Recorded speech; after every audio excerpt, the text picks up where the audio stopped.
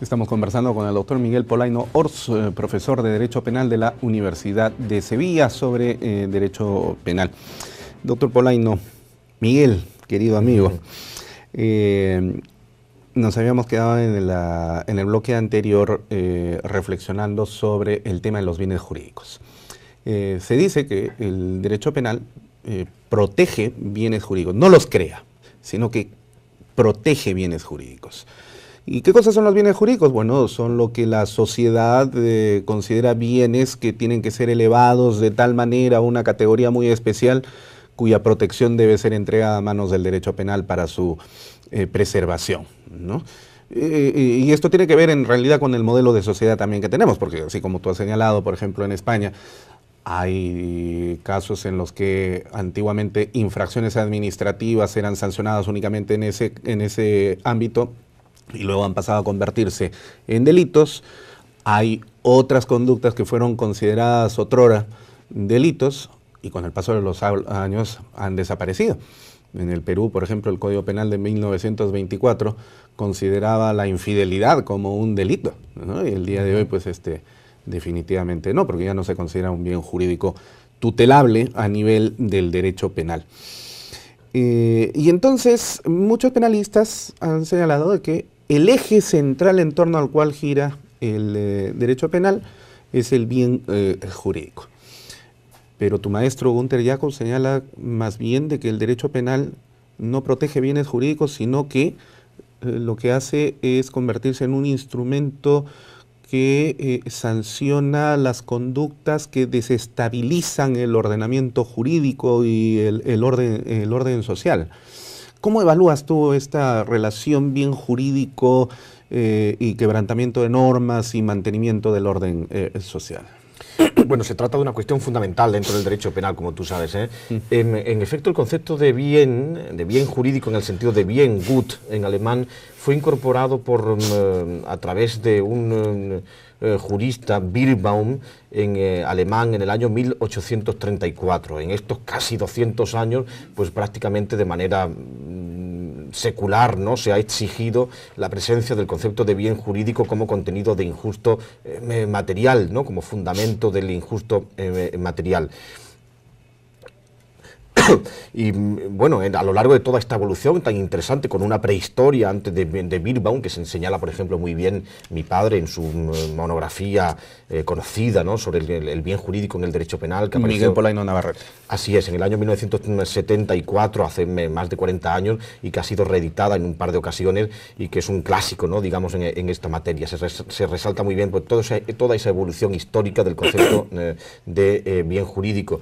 En mi opinión, yo soy muy cercano aquí a la posición de mi maestro, el profesor Jacobs, pero también de algún otro autor anterior que ya relativizó la cuestión del bien jurídico. La cuestión es la siguiente. Nosotros no defendemos que realmente no tenga que existir el bien jurídico como contenido material. Lo que defendemos es que realmente la configuración del concepto de bien jurídico, como se ha realizado en la dogmática penal, es infructuosa. Lo decía también el profesor Welsel, el padre del finalismo, maestro del profesor Jacobs y uno de los grandes juristas y filósofos del derecho del siglo pasado en Alemania. Welsel decía, en ocasiones el derecho penal llega demasiado tarde, de manera que, por ejemplo, afirmar que el bien jurídico protegido en el delito de homicidio o de asesinato es la vida humana independiente, es altamente insatisfactorio. Díganle ustedes, por ejemplo, al padre de una chica asesinada, que recién cuando la chica ha sido asesinada y se mete en prisión, pues al autor del delito, díganle usted a este señor que el derecho penal protege bienes jurídicos y que se le impone una pena a este señor asesino precisamente para proteger bienes jurídicos, en concreto la vida. Claro. Él le va a parecer altamente insatisfactoria esta expresión. ¿Cómo que la vida se protege si recién, en este caso, el derecho penal entra en acción cuando se ha lesionado de manera irreparable la vida, cuando ya no le puede nadie devolver la vida al fallecido? En ese caso, evidentemente, se trata de una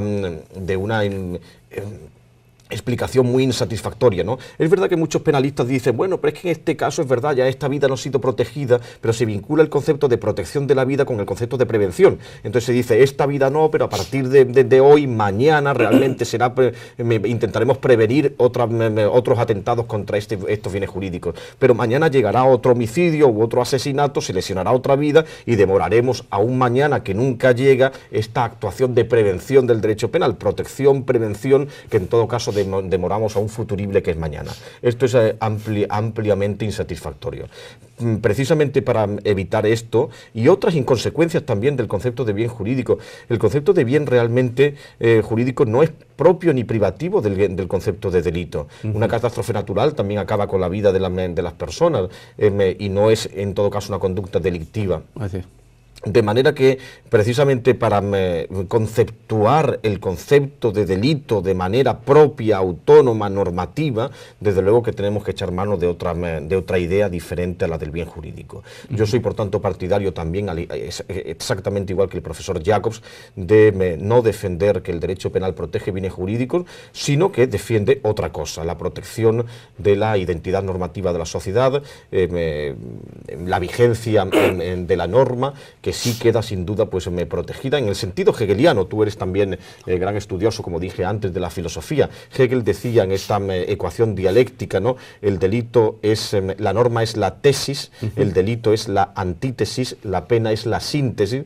El delito, en tanto oposición a la norma, es la negación de la norma, la pena es la negación del delito, es decir, la negación de la negación de la norma, doble negación que produce, por tanto, una reafirmación de la norma que fue quebrada originalmente por el sujeto mediante su conducta delictiva. El modelo dialéctico de la teoría de la pena del profesor Jacobs. Efectivamente, el modelo dialéctico de la protección, de la función que desempeña la pena en el concepto funcionalista, y que yo sin duda también suscribo. Creo que de ese modo se supera sin duda la incoherencia, la aporía a que se llega con la explicación del bien jurídico en la mayor parte de las teorías anteriores.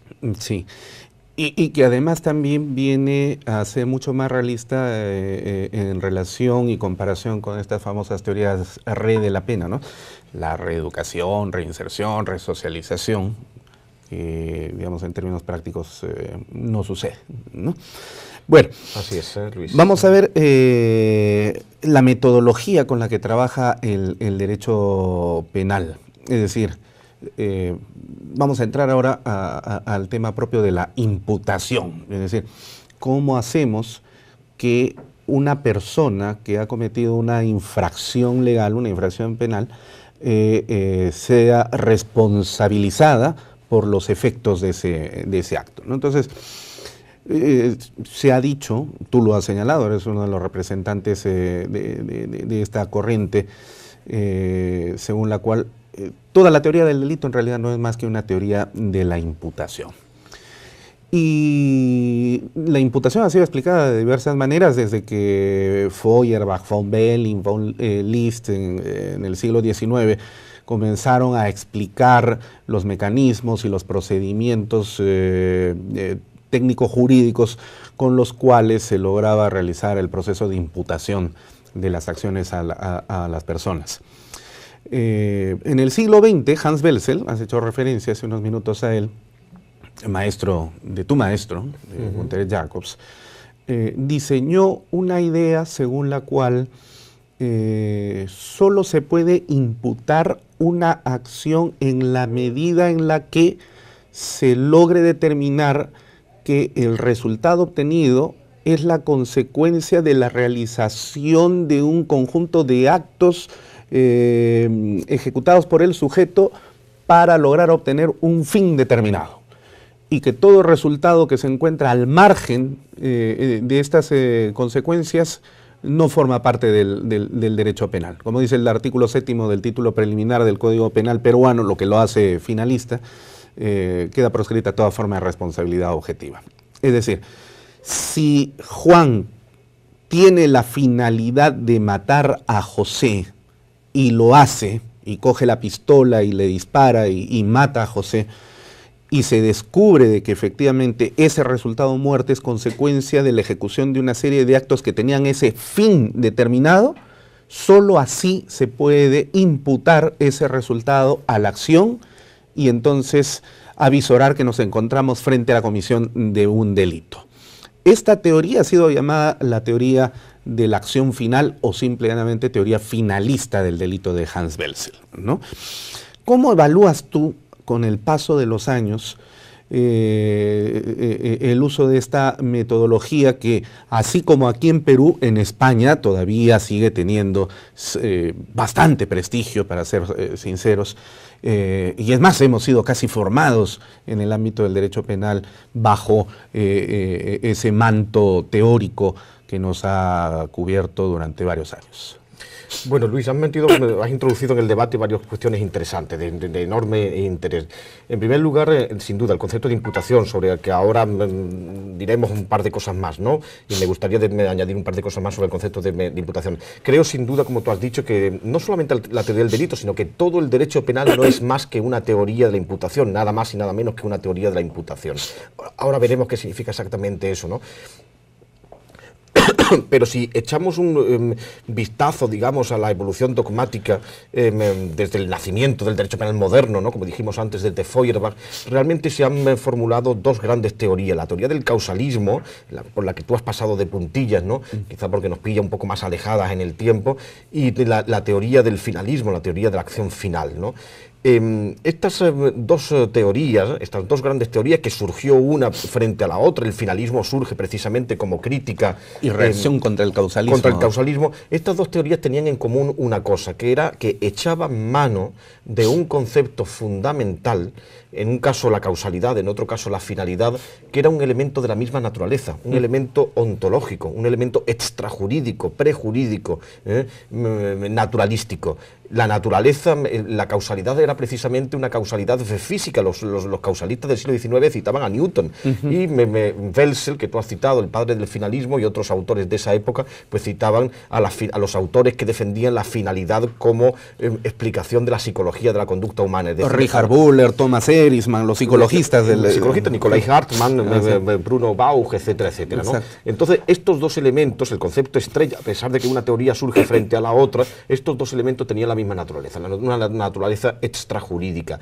Que el derecho penal explique la relevancia penal de la conducta, que el derecho penal haga depender la relevancia penal de una conducta de la constatación de un elemento de fuera del derecho penal, es hasta cierto punto paradójico.